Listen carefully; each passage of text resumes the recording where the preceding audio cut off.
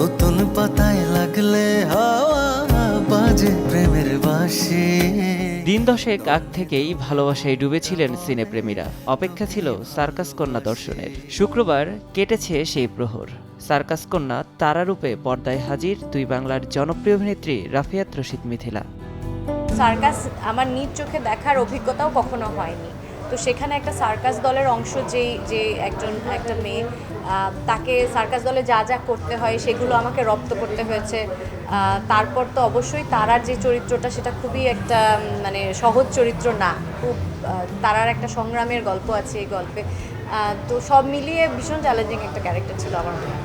এই যাত্রায় মিথিলার সঙ্গী হয়েছেন কলেজ বন্ধু এফএস নাইম। পর্দায় তারা ও হোসেন মাঝির চরিত্রে নিজেদের কেমিস্ট্রি দেখিয়েছেন দুজনে। 4 নায়ক আর 1 নায়িকার প্রেম কাহিনীতে নির্মিত নারীকেন্দ্রিক গল্পের সিনেমা ময়না। প্রান্তিক গ্রামীণ মধ্যবিত্ত পরিবারের উচ্চাভিলাষী একটি মেয়ের বেড়ে ওঠা এবং সাংসারিক জীবনের কঠিন বাস্তবতার গল্পই উঠে এসেছে রাজরিপার অভিষেক সিনেমাটিতে। 40% বেশি গ্লো, বিশ্বের 1 নম্বর গ্লো ক্রিম, নতুন গ্লো এন্ড লাভলি।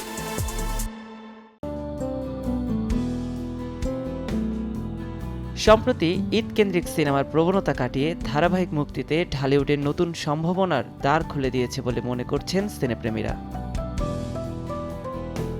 নিয়াজ শুভ, সময় সংবাদ, ঢাকা।